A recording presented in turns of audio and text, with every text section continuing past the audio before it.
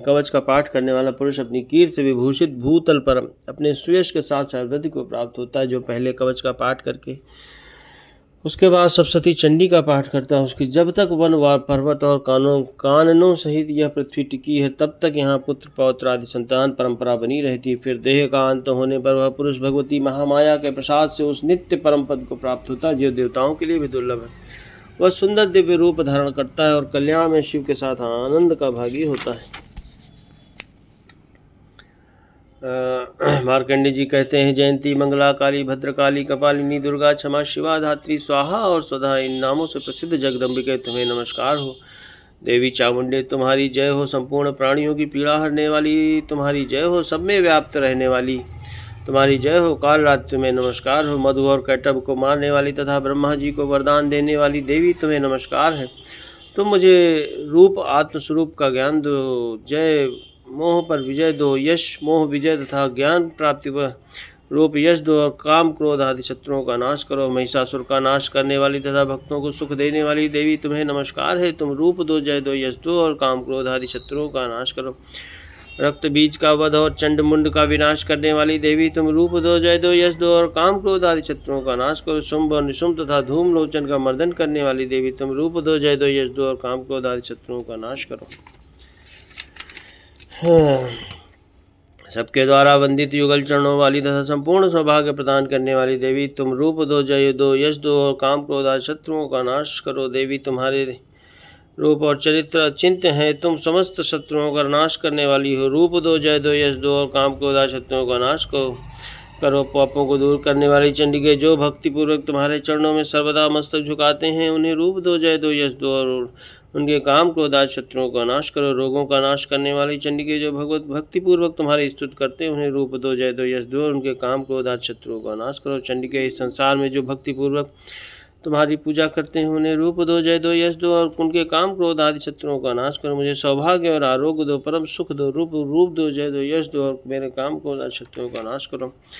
जो मुझसे द्वेष रखते हैं उनका नाश और मेरे बल की बुद्ध वृद्धि करो। रूप दो, जय दो, यश दो और मेरे काम क्रोध आदि शत्रुओं का नाश करो। देवी मेरा कल्याण करो, मुझे उत्तम संपत्ति प्रदान करो। रूप दो, जय दो, यश दो और काम क्रोध आदि शत्रुओं का नाश करो। अंबिके, देवता और असुर दोनों ही अपने माथे के मुकुट की मणियों को तुम्हारे चरणों पर घिसते रहते हैं। तुम रूप दो, जय दो, यश दो और काम क्रोध आदि शत्रुओं का नाश करो।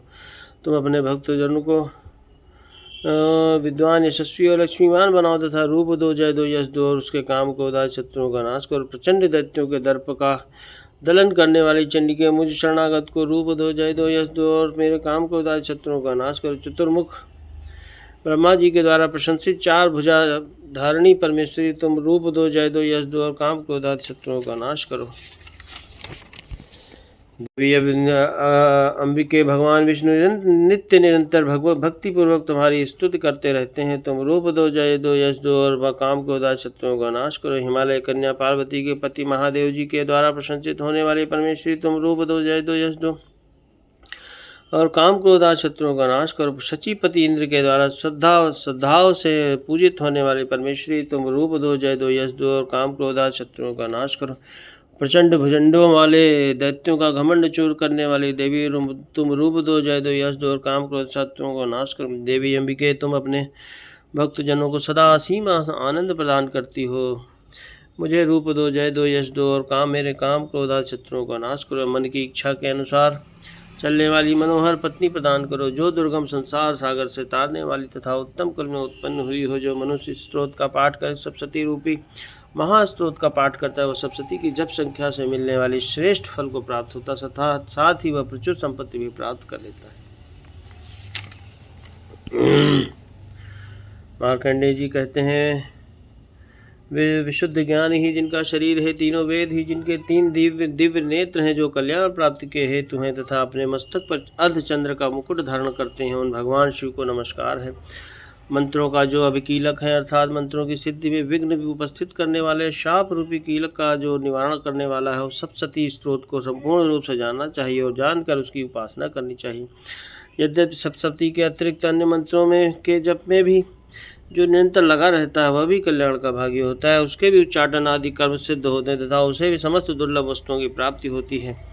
तथापि जो अन्य मंत्रों का जप न करके केवल इस सप्तशती नामक स्तोत्र से ही देवी की स्तुति करते हैं, उन्हें स्तुति मात्र से ही सच्चिदानंद स्वरूपिणी देवी सिद्ध हो जाती हैं। उन्हें अपने कार्य की सिद्धि के लिए मंत्र, औषधि तथा अन्य किसी साधन के उपयोग की आवश्यकता नहीं रहती। बिना जप के ही उनके उच्चाटन आदि समस्त विचारिक कर्म सिद्ध हो जाते हैं। इतना ही नहीं, उनकी संपूर्ण अभीष्ट वस्तुएं भी सिद्ध होती हैं। लोगों के मन में यह शंका भी थी, जब केवल सप्तशती की उपासना से अथवा सप्तशती को छोड़कर अन्य मंत्रों की उपासना से भी समान रूप से सब कार्य सिद्ध होते हैं, तब इनमें श्रेष्ठ कौन सा साधन है। लोगों की शंका को सामने रखकर भगवान शंकर ने अपने आसपास आए हुए जिज्ञासुओं को समझाया कि सप्तशती नामक संपूर्ण स्रोत ही सर्वश्रेष्ठ एवं कल्याणमय है। तदनंतर भगवती चंडिका के सप्तशती नामक स्रोत को महादेव जी ने गुप्त कर दिया। इस सप्तशती के पाठ से जो पुण्य होता है, प्राप्त होता है, उसकी कभी समाप्ति नहीं होती, किंतु अन्य मंत्रों के जपजन्य पुण्य की समाप्ति हो जाती है। तब भगवान शिव ने अन्य मंत्रों की अपेक्षा जो सप्तशती की ही श्रेष्ठता का निर्णय किया, उसे यथार्थ ही जानना चाहिए। अन्य मंत्रों का जप करने वाला पुरुष भी यदि सप्तशती के स्त्रोत और जप का अनुष्ठान कर ले तो वह भी पूर्ण रूप से कल्याण का भागी होता है, इसमें तनिक भी संदेह नहीं। जो साधक कृष्ण पक्ष की चतुर्दशी अथवा अष्टमी को एकाग्रचित होकर भगवती की सेवा में अपना सर्वस्व समर्पित कर देता है और फिर उसे प्रसाद रूप से ग्रहण करता है, उसी पर भगवती प्रसन्न होती, अन्यथा उनकी प्रसन्नता नहीं प्राप्त होती। इस प्रकार सिद्धि के प्रतिबंधक रूप कील के द्वारा महादेव जी ने इस स्रोत को कीलित कर रखा है। जो पूर्वोक्त रीति से निष्कीलन करके सप्तशती स्रोत का प्रतिदिन स्पष्ट उच्चारण पूर्वक पाठ करता है, वह मनुष्य सिद्ध हो जाता है, वही देवी का पार्षद होता है, वही गंधर्व भी होता है। सर्वत्र विचरते रहने पर भी इस संसार में उसे कहीं भी भय नहीं होता। वह मृत्यु के वश में नहीं पड़ता तथा देह त्यागने